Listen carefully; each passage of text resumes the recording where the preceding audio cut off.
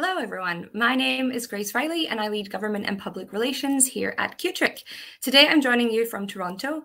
We acknowledge the land that we are meeting on is the traditional territory of many nations, including the Mississaugas of the Credit, the Anishinaabe, the Chippewa, the Haudenosaunee, and the Wendat peoples, and is now home to many diverse nations, Inuit and Métis people. We also acknowledge that Toronto is covered by Treaty 13 with the Mississaugas of the Credit. So today we're going to talk about Hydrail, getting to zero with hydrogen propulsion and fueling systems in rail. Catenary and track systems have remained the preferred solution for rail electrification or decarbonisation, depending on the electricity mix of energy supplier.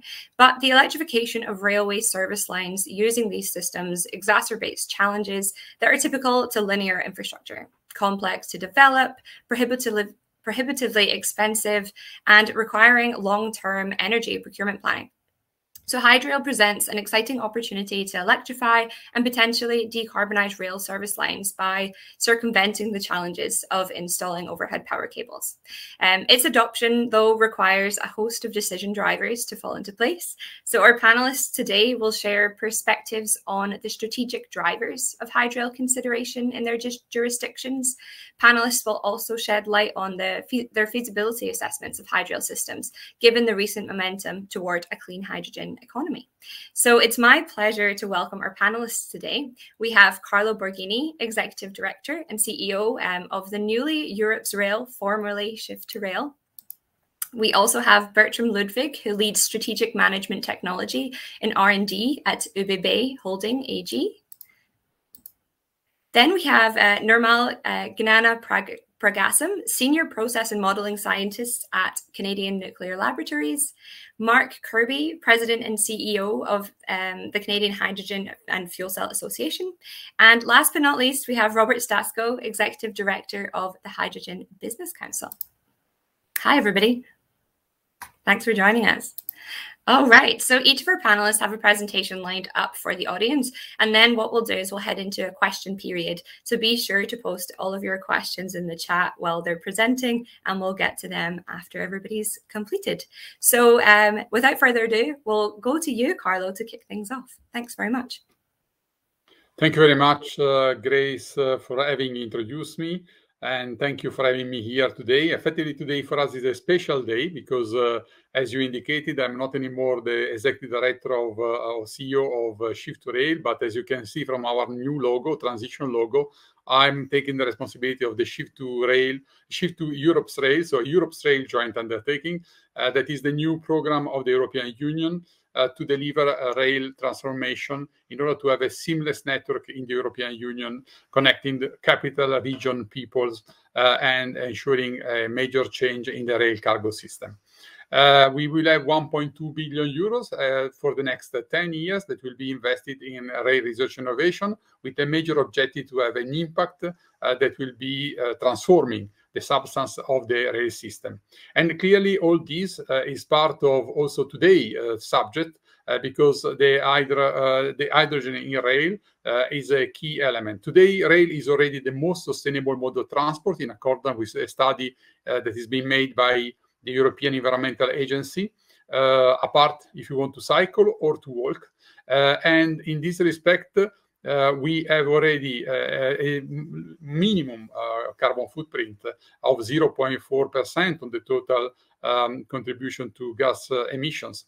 Nevertheless, our target is to reach zero, and especially what we want to do in rail is to double the high-speed rail services in Europe 3 times by 2050, double the rail cargo by 2050, and having it 50% more by 2030. With these targets, clearly, we expect, if we don't act also from the, I would say, energy aspects, so the introduction of alternative solution to the current diesel solution when electrification is not possible, clearly, de facto, the impact of the carbon footprint for rail will increase. And in this respect, we have designed in a new program the focus is on a full holistic approach, looking at optimization of operations, innovative assets, and new services.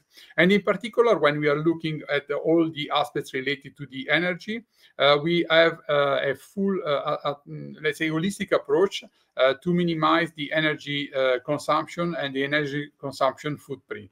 As I said, electrification remains the first choice when it's possible, and when it is not possible, hybrid solution would be fuel cell hydrogen or battery or a combination of them is the requirement in which we will be investing.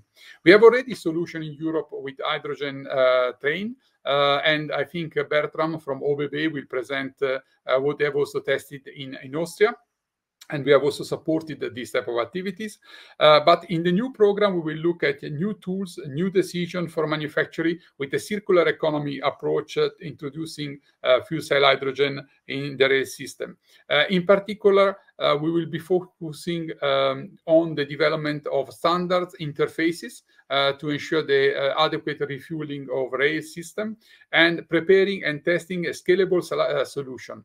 We need to be sure that the introduction of hydrogen in the rail system is not only for the rail system, but we are looking at it as a mobility opportunity, and on this building upon the role of station in the smart cities, and creating the opportunity for an infrastructure of hydrogen that will be usable for rail, as well for buses, for maybe car, or maybe other modes of transport, depending on the location. To be remembered that if you take some countries, 90% of the population in some countries live around at 10 kilometers distance maximum from a station. Also, what we are looking at in the new program will be to ensure the resilience of the rail system to climate change. And we consider that hybridization of energy solution will help to improve such a resilience, especially in different type of scenario and context. The work that will be done on the hydrogen technology will not be done in Europe's Rail. Europe's Rail will provide the use cases that will be creating the opportunity to introduce and scale up the use of fuel cell hydrogen inside the rail system for passenger and for cargo, building upon a study that we have done with our sister agency, that is the Clean Hydrogen Joint Undertaking, already a couple of years ago. The objective is to come with demonstrators, to scale up demonstrators that will be providing an opportunity for the future deployment at the large scale of the hydrogen solution. In particular, one area where we think there will be a major opportunity is what we call the secondary line. So the lines that today are at risk to be abandoned, or the lines that are underused, where we need to have a full system approach on in the transformation of the rail system. A system approach requiring investing on vehicles that are lighter in order to combine, as I said, hybrid solution for traction, for traffic management, but also to look at the possibility to combine the production of hydrogen in certain area. So in some area of Europe, we are already in contact with different type of region that have the objective to transform their valleys they call hydrogen valleys, not only to look at the mobility building on hydrogen, green hydrogen, but also a full value chain of the system around it.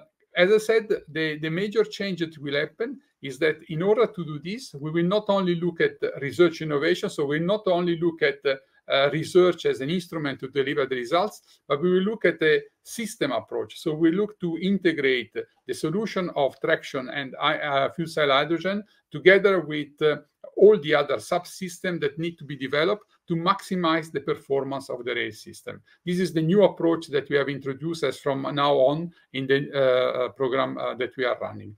And at the end, what we want to achieve by 2031, starting to deliver demonstrators from 2025, is a reduction of emission, creating more energy efficiency, and as much as possible, profit of the, let's say, focus that is given today on reaching zero, and especially in Europe to be the first continent to be climate neutral by 2050. Thank you very much. Grace, back to you.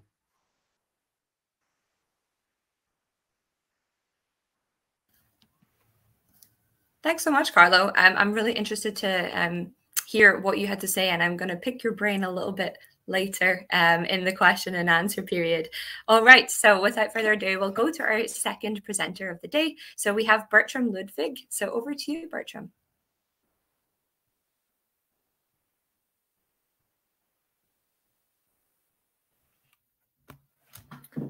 Can you hear me? Hello and good afternoon, good midday.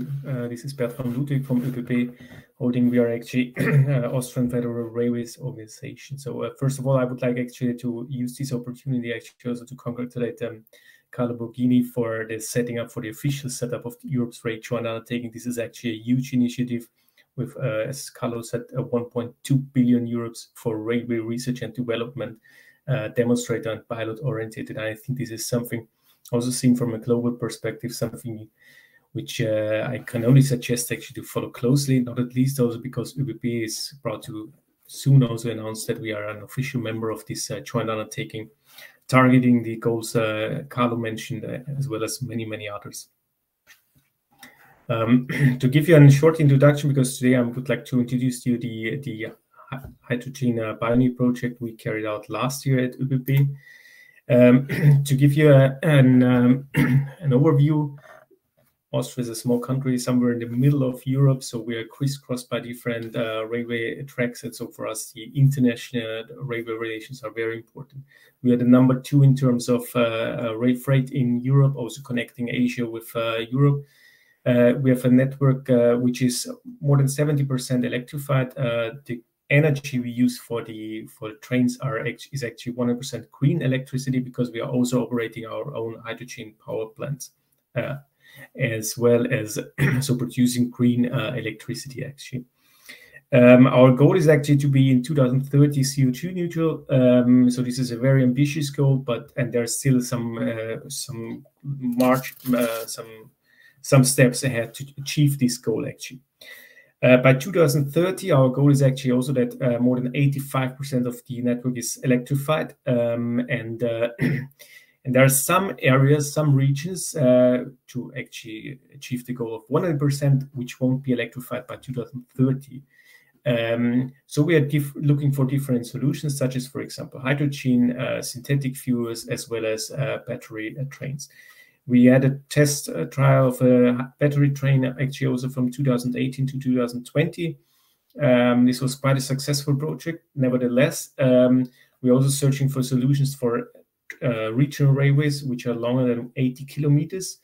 And battery trains are not the first choice for these areas. Electrification might be either, because it is actually quite expensive, electrification of networks, as you might know. So the project we carried out is actually a test trial of an hydrogen train of an Alstom island. The project goals were clearly set: a fixed term rental of an hydrogen train, including the maintenance and a refueling station. Our aim was actually to gain experience in terms of commercial operation as well as business cases. Actually, also to consider the scale up of this project and solutions.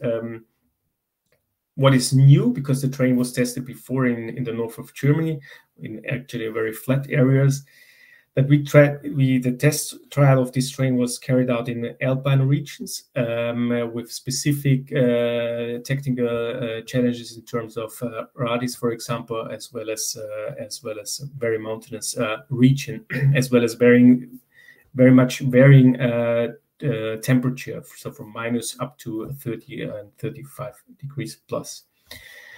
So within this project, and this was a project which lasted for roughly 1.5 years, we were actually also hit by COVID, as everybody in this world. And we had a test trial of 3 months where we actually were operating this train under real conditions, so with passengers. But we had also developed a lot of hydrogen know-how in terms of supply, fueling, operations, workshops, maintenance, and so on and so on. The testing period lasted from last year, September, till end of November. More than 50,000 kilometers were covered by the train. We received actually a vehicle approval with the Austrian Railway Act, and a lot of maintenance know-how, as well as concerning the refueling station, because we had a mobile refueling station, which we had at our at the railway station owned by ÖBB. Nevertheless, keep in mind actually that this was completely new knowledge for us, and I was very happy to have an exchange just a few days ago with some colleagues in Australia who are very curious because it is a fully new technology and there are a lot of open questions and unknown issues. Then other project results included actually the test on line features, such as I mentioned already, small curve radii and gradients up to 45 per mil, and height difference for more than 300 meters. The project overall was actually played a major role and plays still a major role of our next steps. So how we're going to achieve the goal of being CO2 neutral in 2030. So we took the results and actually carried out together with 2 research and innovation institutes study what would this actually mean in terms of producing green hydrogen. The main conclusions and recommendations actually, the vehicle technology is definitely ready for serious production and meets the requirements we are asking, even on geographically demanding routes. So it was no problem actually to fully replace diesel vehicles. So they could actually replace diesel vehicles. The main challenge in terms of hydrogen is actually the green hydrogen, which is needed for the operation of these vehicles, because we at ÖBB, we clearly commit ourselves to the use only of green hydrogen. But unfortunately, until now, it's not available in sufficient and economically feasible quantities. So this is the main challenge we are facing, and I'm very curious also to learn today about Canada's approach, because I've learned actually there is a lot of research and development as well as industrial development going on in Canada. Yeah, last but not least, I would like also thanks to the support we have received, such as, for example, from Shift to Rail. Thanks a lot to the audience, and I'm looking forward to the questions. Thanks so much, Bertram. That's really interesting, and I'm so glad to hear that you have 100% clean electricity. And so I wanted to talk about the green hydrogen issue as well with you a little bit more in the Q&A. But for now, we'll pause there. Thanks again. And I would like to welcome up Nirmal next from the Canadian Nuclear Labs.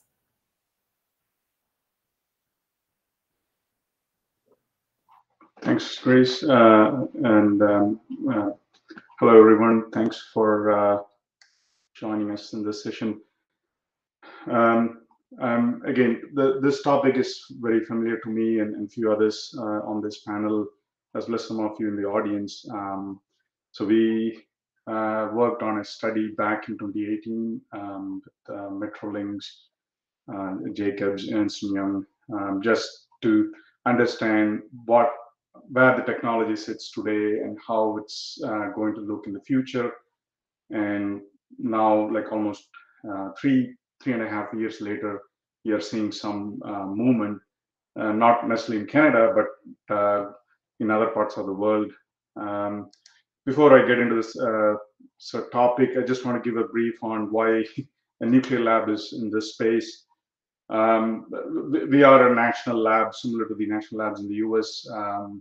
Our main site is located in Shakopee, Ontario, and we have a hydrogen group, a fairly decent size, and we look at hydrogen mainly for the nuclear industry. We have been looking at it, and in the last 4 or 5 years, we have switched focus on trying to understand fundamentally how hydrogen can support the electrification of transport, starting with the rail sector.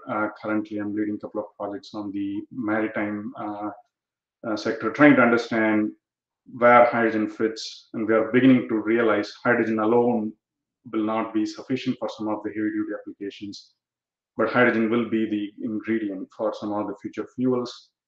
And so that's why we are here. And again, if you go to the front end of this equation, where is all the clean electricity coming from? And that's our the next generation nuclear reactors, which are again, there's various form factors available.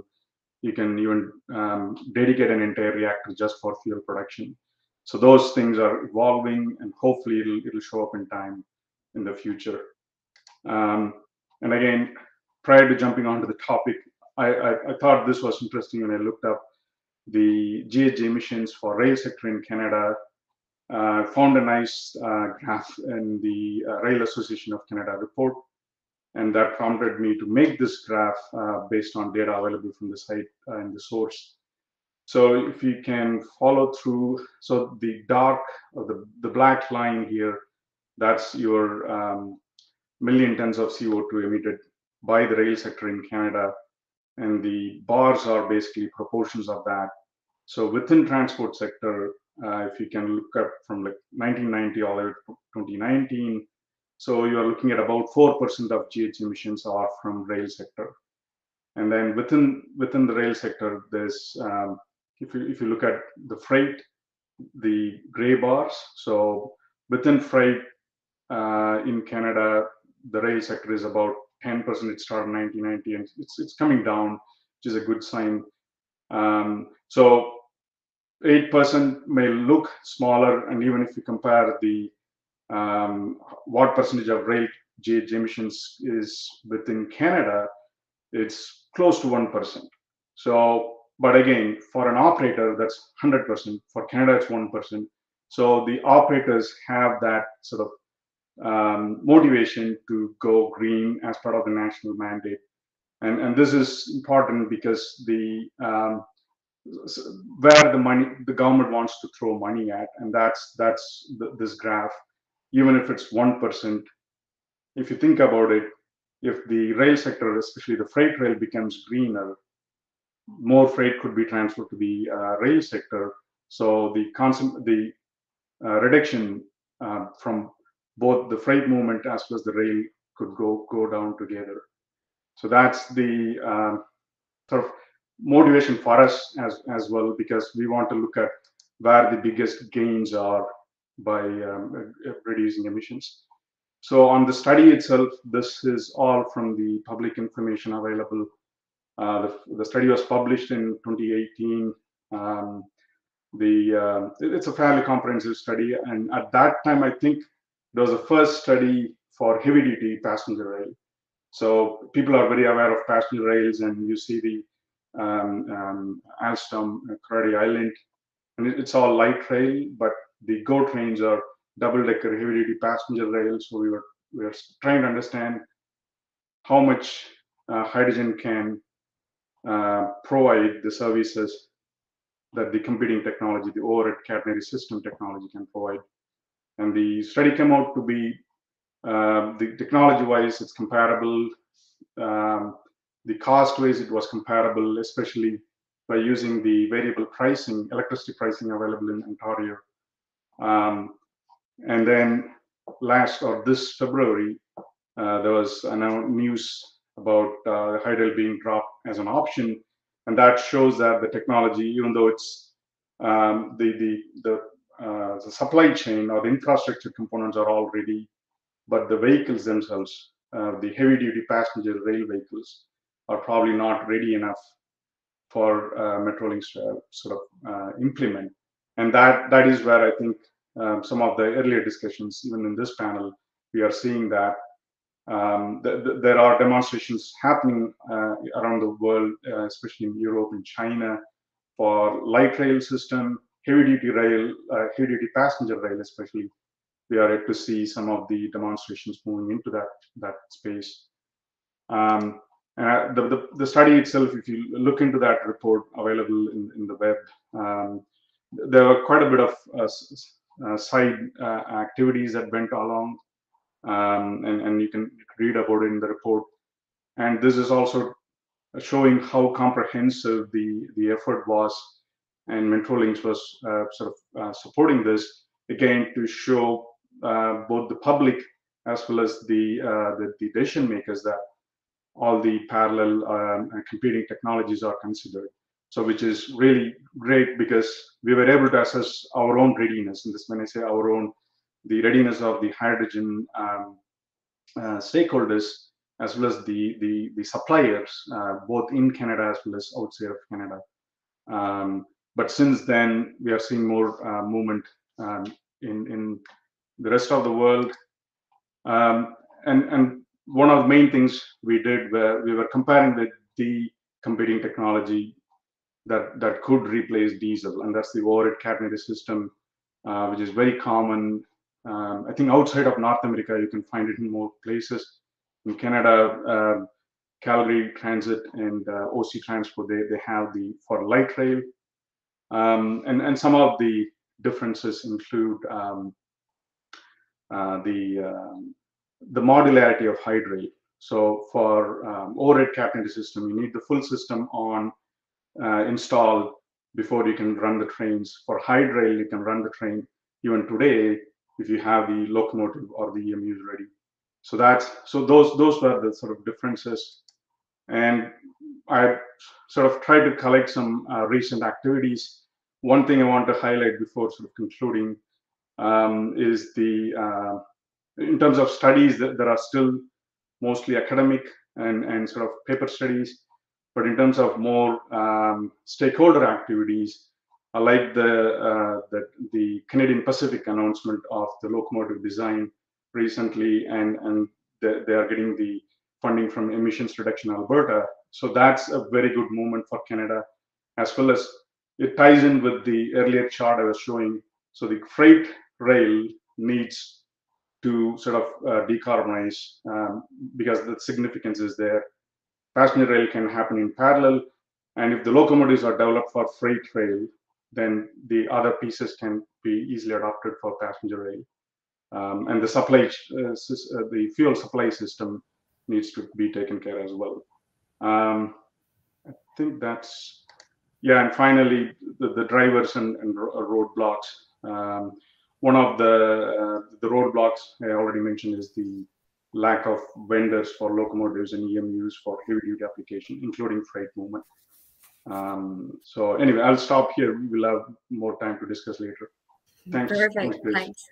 Thanks, Nirmal. So much information. I wish we could keep going, but we've got to keep on time. So I appreciate your comments here. And we'll go over to Robert Stasko from the Hydrogen Business Council next.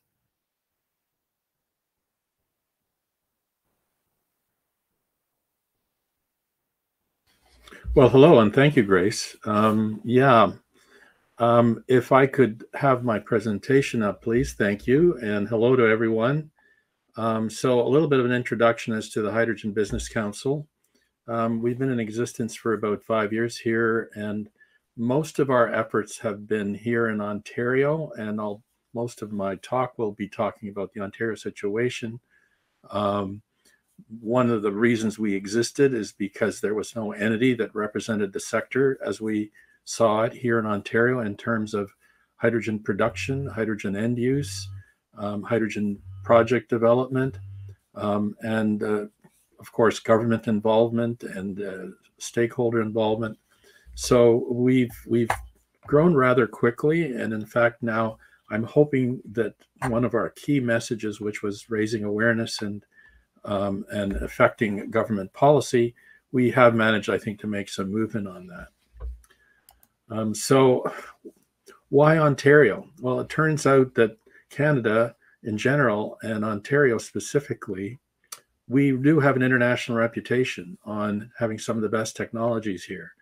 And here in Ontario, we have 3 companies that make hydrolyzers and one that makes fuel cells. And so maybe more than one that makes fuel cells. So we have a fair bit of industrial capability here. And plus all of the balance of plant infrastructure, a lot of companies here contribute to that as well. What I'm going to talk about mostly today is the advantage we have here for hydrogen production, which I don't believe is going to be a problem for Ontario. And one of the reasons is we're going to leverage off our electricity grid to a great extent as we can. One of the things about our electricity grid that's a bit unique is the broad spectrum of supply we have, and most of it is emission-free. And I'm giving you an example here of the hydro, the Darlington nuclear plant, 4,000 megawatt plant on the upper right, the solar array here on what used to be a coal plant, which is 440 megawatts, and wind farms all along the eastern shore of Lake Huron and Georgian Bay and other parts of Ontario, which are rapidly taking over energy supply to the point where, and here's where I'm going to give you a bit of a pie chart showing you the significance of all this. So you'll notice that on an average, our nuclear supply dominates. That's the orange bracket here on the pie chart on the left, closely followed by hydro, after which we have wind, and we do have some gas-fired peaking plants. We also have solar, which is shown as 1% in this pie chart, but that's misleading. If you move to the right, you'll see that the amount of solar supply we have here in Ontario is not directly connected to the grid, but is usually on top of an industrial or commercial building, solar arrays that help that business or commercial operation with its peak, avoiding peak demand. And so this is a bit out of date, but basically there's close to 3,000 megawatts of solar in Ontario that's not grid connected and should be considered part of our supply. So as a result of that, we have a grid that's 95% emission-free, and by 2030 we'll expect it will be totally emission-free. More importantly, it's actually a bit better than that, and the reason is because at night, when the electricity is cheap, and we very often have a surplus of electricity, it's all emission-free because the gas plants do not operate at times of low demand. So here's what I want to show you in terms of over the 30-year period that we've done these, collected this data, where our emissions, our carbon emissions come from in Ontario. And you'll see that the majority of it has been from transportation. There was, and followed by industry and space heating, basically for buildings. But and so you can see that those are the three dominants where we have to put effort into decarbonizing. But if you look at the trend lines over 30 years, which is to the right, you'll notice the trend lines for industry and for the electricity production have been dropping dramatically. And that's mostly because we closed all of our coal plants, and also because our industries have, for economic reasons, become far more energy efficient, or in fact, quite frankly, heavy users of electricity have moved to jurisdictions with cheaper electricity. On the right, you'll notice that transportation is the bad actor.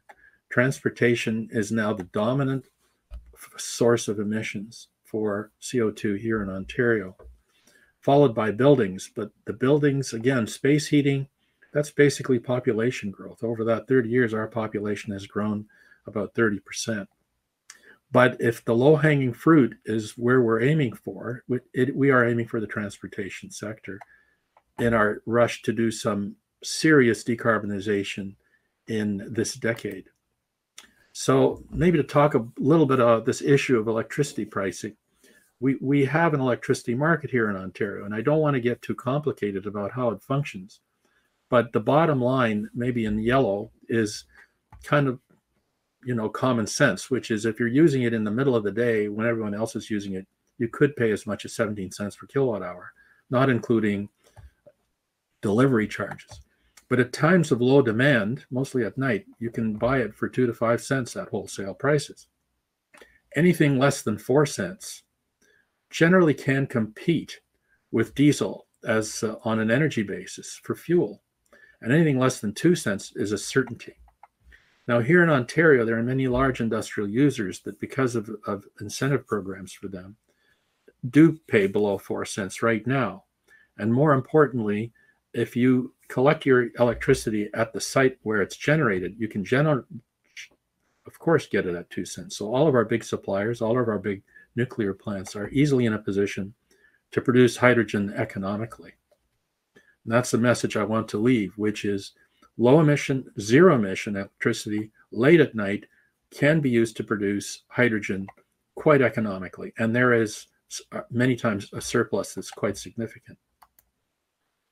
A little bit about the barriers. Now, we know that there are barriers, many barriers to implementing hydrogen solutions here in Ontario. And some of them are obvious, like what I was mentioning, making sure that there are signed up and reliable suppliers of bulk hydrogen, the removal of market barriers, which is being regulatory market barriers, which is being addressed, the lack of sufficient government risk sharing to incentivize projects, and that's being addressed both at the national level to some extent, and we see it developing more there, but also at the provincial level. We expect our provincial government here in Ontario to be announcing its hydrogen strategy sometime in the near future. Not so obvious is the continuing lack of awareness about hydrogen with decision makers, the continuing lack of broad support for hydrogen, which I call battery bias, and also, and this is kind of important, pushback from incumbents who have a lot to lose if the Hydrail solutions are deployed. Basically, hydrogen is a disruptive technology, and there are a lot of incumbents that would rather it go away. So I'm going to close with a few final slides talking about successful projects on commuter rail elsewhere in the world, which has been discussed earlier in Europe and in China and in the UK. We know about those.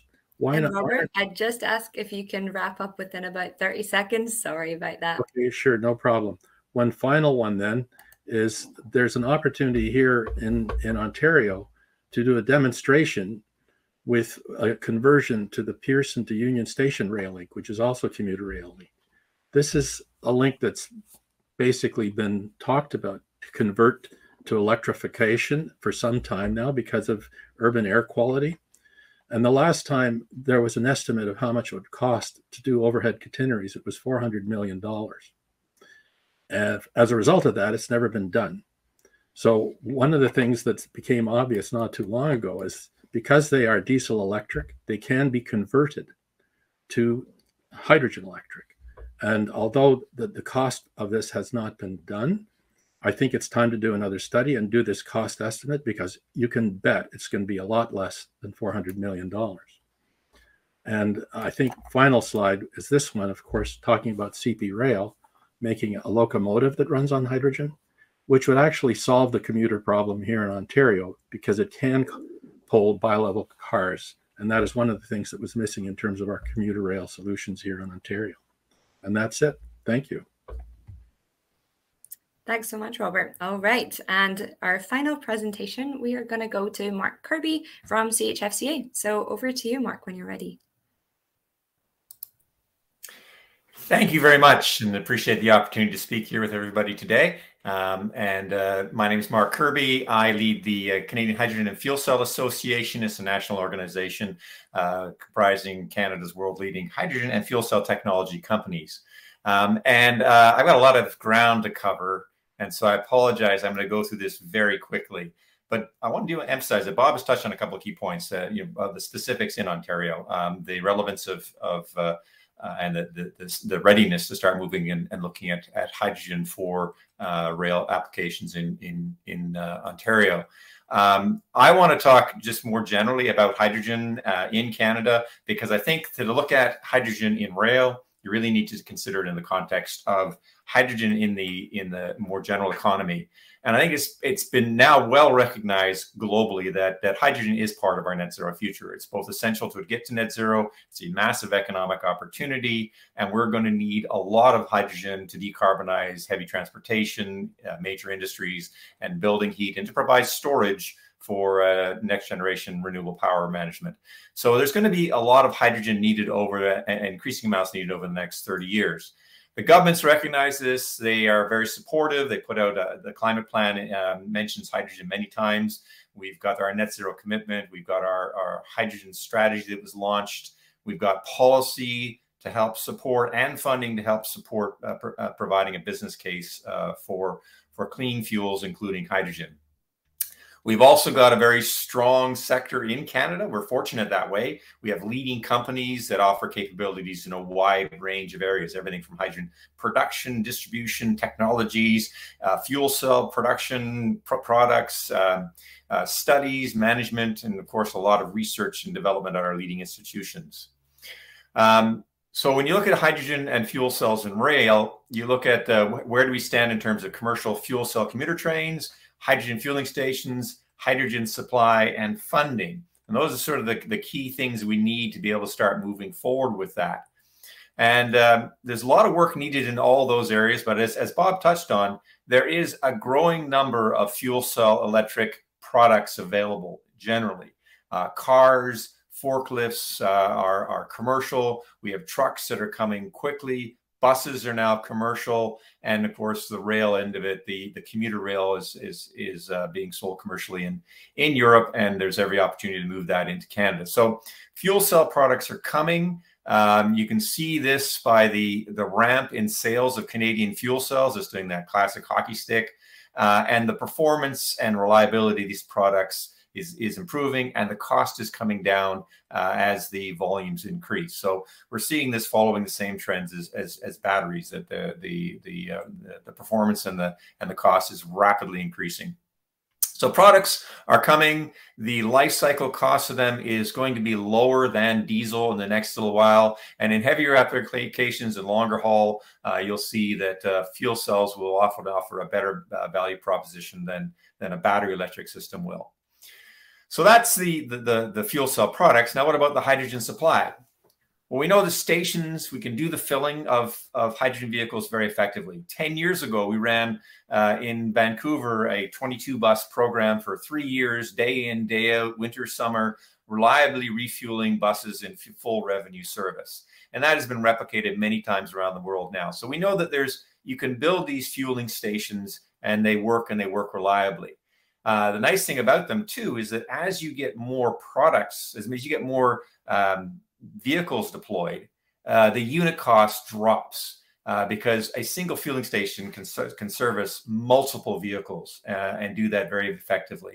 And that's one of the key advantages, is that as you see that you've got, let's say in this case, more buses, as you get more buses being deployed, the cost per unit of a hydrogen system drops very rapidly, and it can become very, very economical versus the alternatives. In addition, in Canada, we can produce the hydrogen. Robert mentioned the ability to produce with power in Ontario, but we've got many energy resources across Canada, all of which can be turned into clean hydrogen.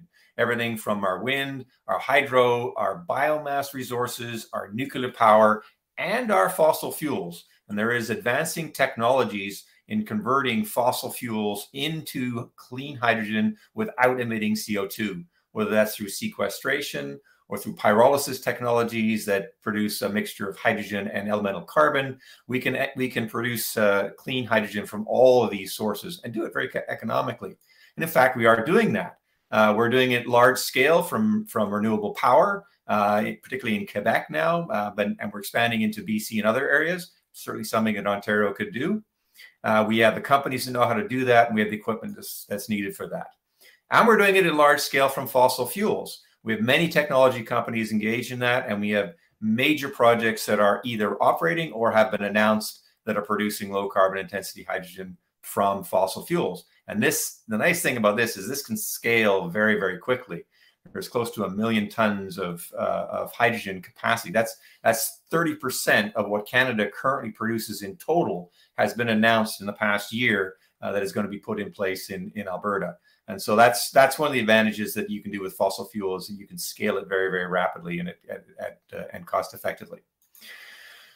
One of the big challenges, though, is getting that hydrogen from where it's produced to where it's used, to those filling stations. And that is still an area that needs more work. You can move it as a gas, you can move it as a liquid, you can try and produce it on site, or you can look at getting pipelines in place. And generally, as you progress down those, the cost of your hydrogen will decrease. Now, on site is challenging because it requires a lot of space, operators, complexity, and so on. But the liquid supply is developing very quickly in North America, and pipeline supply is something we're working to head towards. So talking about liquid supply, North America has a very well-established network of liquid hydrogen plants, and this is literally doubling in capacity with announced projects. So we've got liquid plants, particularly in Ontario, well situated. We have new ones that are being announced, and expansions that are happening.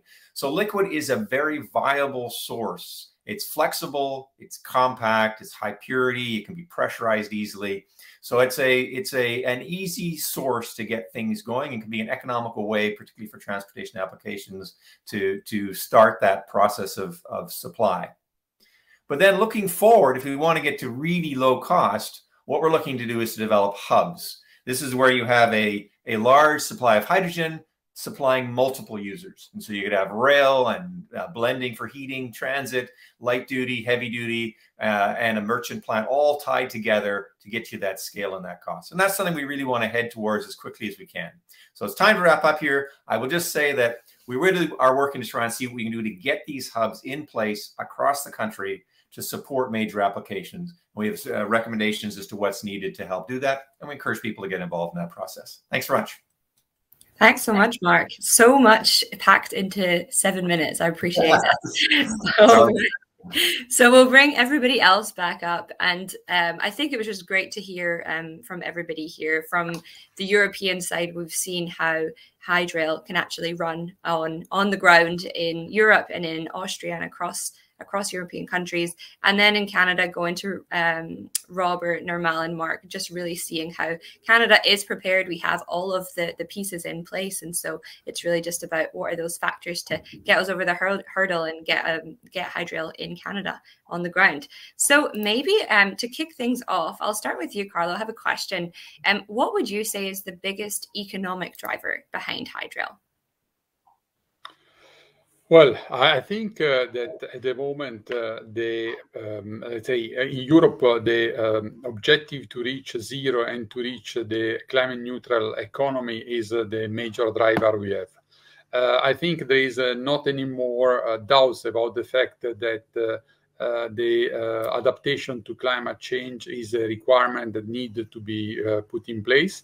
And the motion that has been put in place, and I think has been explained by many of the speakers, investing in hydrogen, that is make it hydrogen much more accessible, much more affordable, and still having objection to it doesn't, let's say, impede the advancement in this. I think the key area where the economic advantage will come, as was explained, I think, in the last intervention, is when we start to look at the question of the volume, and the fact with the increase of the volume, the cost of the hydrogen will go down, and the opportunity for using it will go up.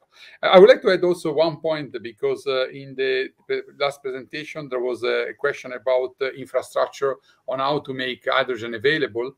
And one thing we are looking in Europe is also to use rail as a mobile infrastructure to transport hydrogen, and something that maybe can be considered also as a possible alternative to pipelines or other solution. Thank you. Brilliant. You've picked up, I'm picking up so many points from what you've just said, Carlo. But one of the things on the environmental factor. So Mark, maybe I'll go to you next. You noted in your presentation about the development of hydrogen strategies. Robert, you picked up on this as well. Considering the work you do with NRCan and the UTTF, can you shed some light on the funding and financing and policy landscape for hydrogen or Hydrail adoption? And do you think that with COP26 just having happened and some commitments coming there, do you think that will affect how we move forward, or is it too soon? That's a very good question. And I think we do need to see some additional policy actions in Canada to really see some movement on the Hydrail end of it. We have a lot of them in place, and I think we have a very receptive government at both federal and provincial levels to making these things happen. But there is some work needed.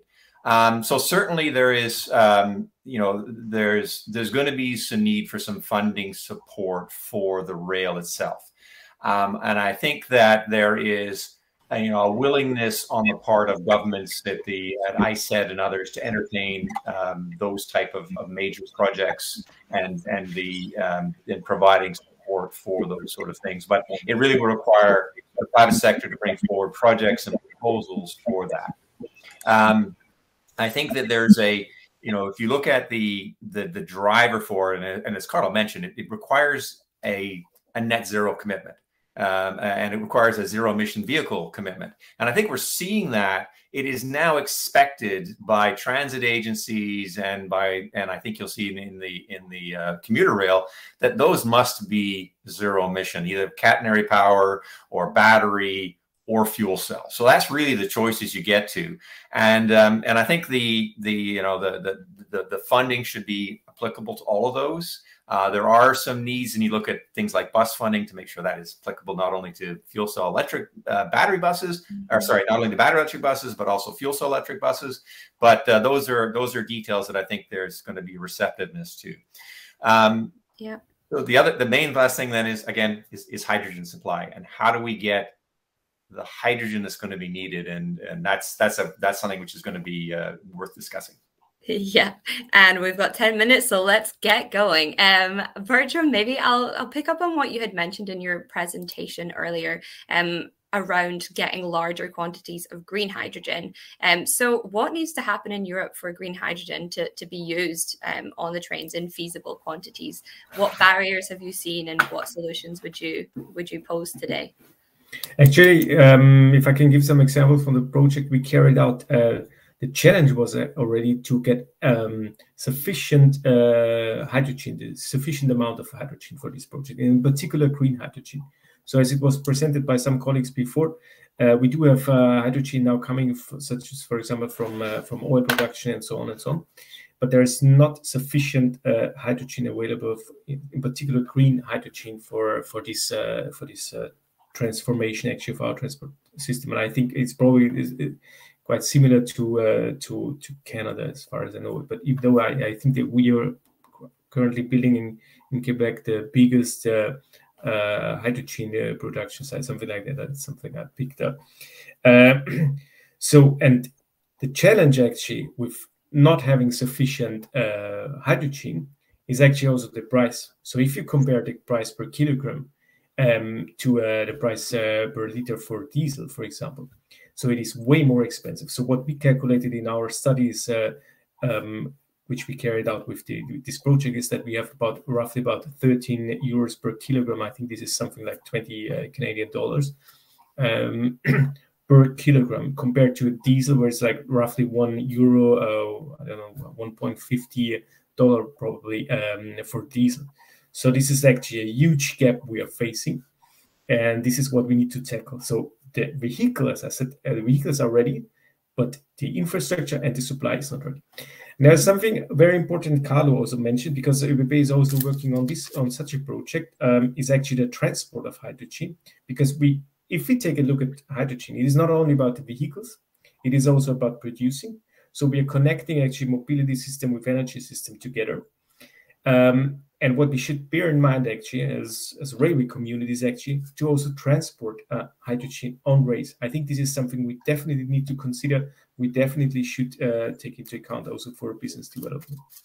Mm-hmm. Great. Thanks for those insights, Bertram. Nirmal, maybe picking up on that, I know that you had noted a few case studies and research studies in your presentation on that of transporting rail. Has that ever been a consideration of something to do research in? It seems like it's a big gap at the moment. And yeah, what's your thoughts on how we overcome that? Yeah, I mean, distributing hydrogen using rail. Yeah. Yeah. No, that's a good possibility, and Carlo touched on that. And the reason is, again, what Bertram and Mark was saying about availability of clean green hydrogen for the initial deployments. Because eventually we are thinking of, if you think of the current natural gas pipeline network, for example, replace natural gas with hydrogen. So that's how large hydrogen can get. But until that point, you need some economic mode of transporting it. So freight rail is a good application to even demonstrate the fuel cell locomotives. And this is where I was touching on in the presentation too. The freight rail is a good platform to start making these heavy duty locomotives. And then people like Metrolinx or other sort of mass transit systems can adopt those vehicles, because now we have both the egg and the chicken, if you want to call it. So that's where we will get to. But distributing hydrogen, and currently I think rail freight traffic of oil is almost doubled, I think, in the last 5 years because of pipeline. Like there are no pipelines, new pipelines available to transport extra capacity. So hydrogen can be done that way. So that there's more opportunities to move hydrogen. And if you think about Quebec, BC, and Ontario, they have clean grids. So make all the hydrogen in these provinces and get the hydrogen where it's needed. And of course, Alberta is talking about the hydrogen from natural gas with carbon capture or blue hydrogen, and that's so all these can be shipped, and you can also export it. Mm-hmm. And when you export hydrogen, think of exporting water using in vegetables and fruits, because you're doing the same thing. And that's another concern I keep hearing from people, like, what about all the water needed for hydrogen? What about all the water used in vegetables and fruits? It's the same thing. And Mark, did you have something to add there? Yeah, I just want to say that I think that certainly we need to be developing our large scale production and thinking about how to move it in quantity and best ways to move that. But I would say that the best way to get started now in Canada is to focus on hubs. We've got sources that we can build clean hydrogen today. You look at places like Sarnia, you look at places like Hamilton, in Pickering, moving out in various other places. You can start looking at areas where you can concentrate applications and where you've got either existing demand for steel mills, for chemical plants, and so on that needs to have clean hydrogen. We've got many ways of making clean hydrogen. There's sludge in the waste treatment plants that can be converted to hydrogen through gasification.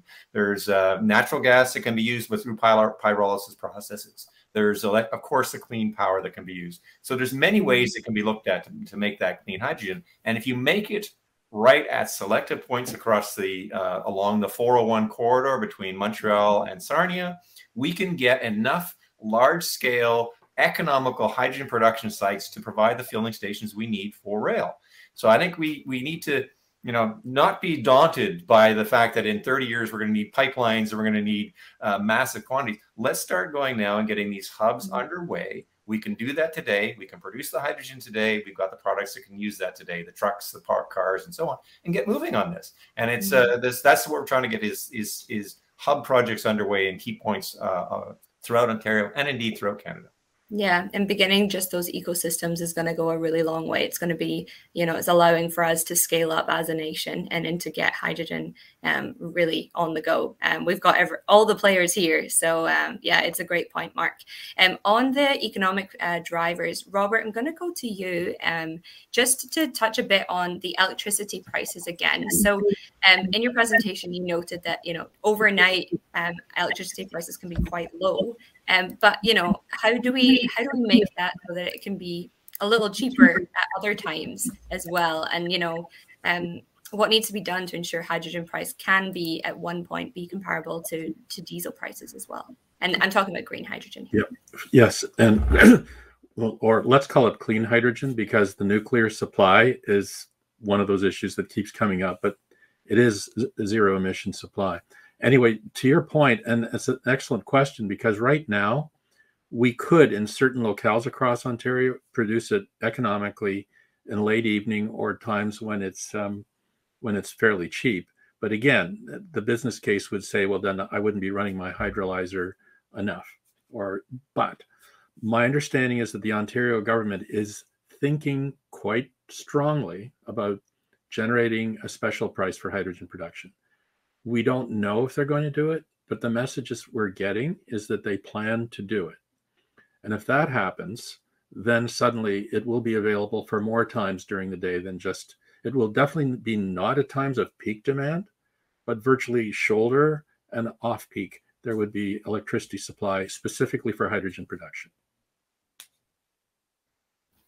Brilliant. And recognizing that we only have 2 minutes left, I do want to do a bit of a round table with each of you, just to really leave the audience with something to go away with. So in your opinion, we've been speaking about economic factors, environmental factors, what we can do.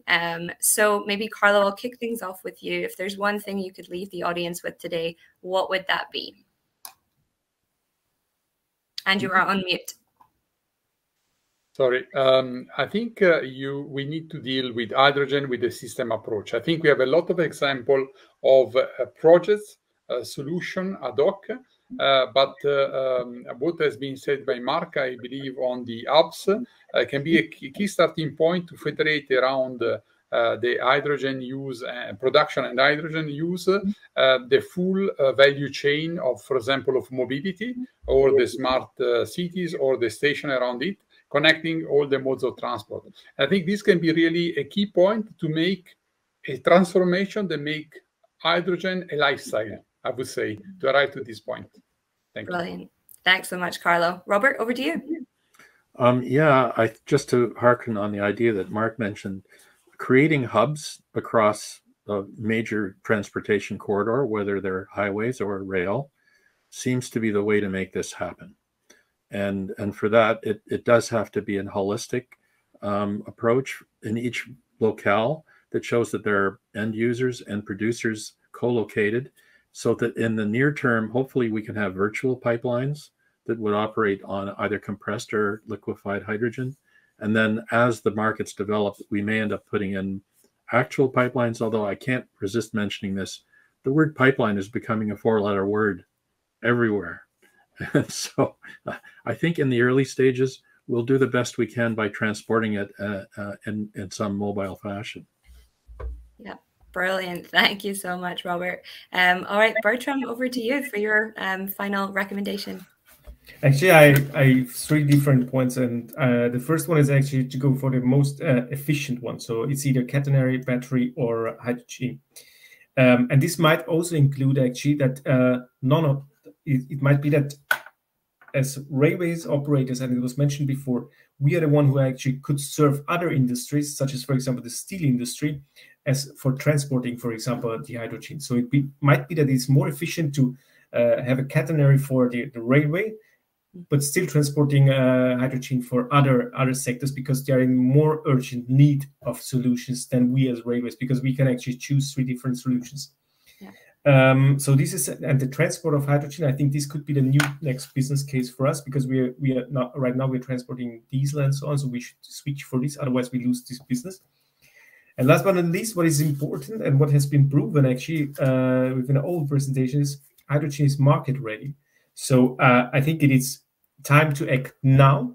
We have done a lot of studies, we have done a lot of trial projects, but it's time to act now. Perfect. Thanks, Bertram. Okay, and we are over time. Nirmal, I'll go to you for 10 seconds if you can. Oh, and if you can find your mute button, top left.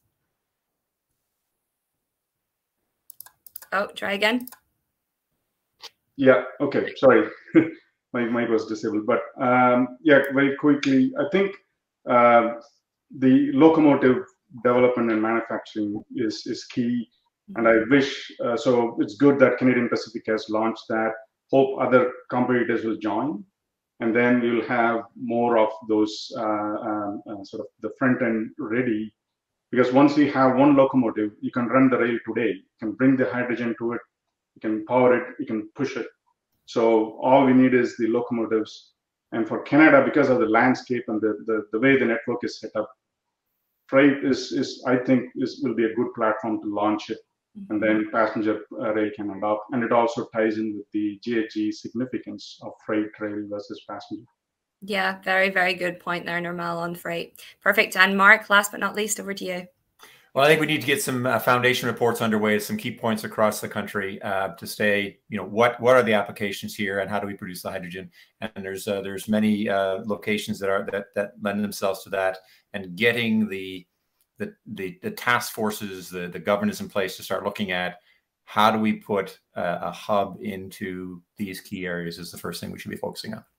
Brilliant. All right. So to summarize, I would say an amazing conversation. We spoke about hubs potentially being the key driving force to getting Hydrail on in Canada. We've heard from Carlo and Bertram for what's going on in Europe and some case studies around that, and Nirmal bringing together the recommendation that freight should be first before passengers. So thank you so much to all of you. I really appreciate your time. Thanks to our audience for tuning in today. I really appreciate your your insights and your questions. Make sure to join us at our next networking session, which is at 2 p.m. Eastern time. That'll be a good chit chat, and make sure to bring your tea, coffee, preferred choice. But if not, we'll see you in the next session. Thanks, everybody.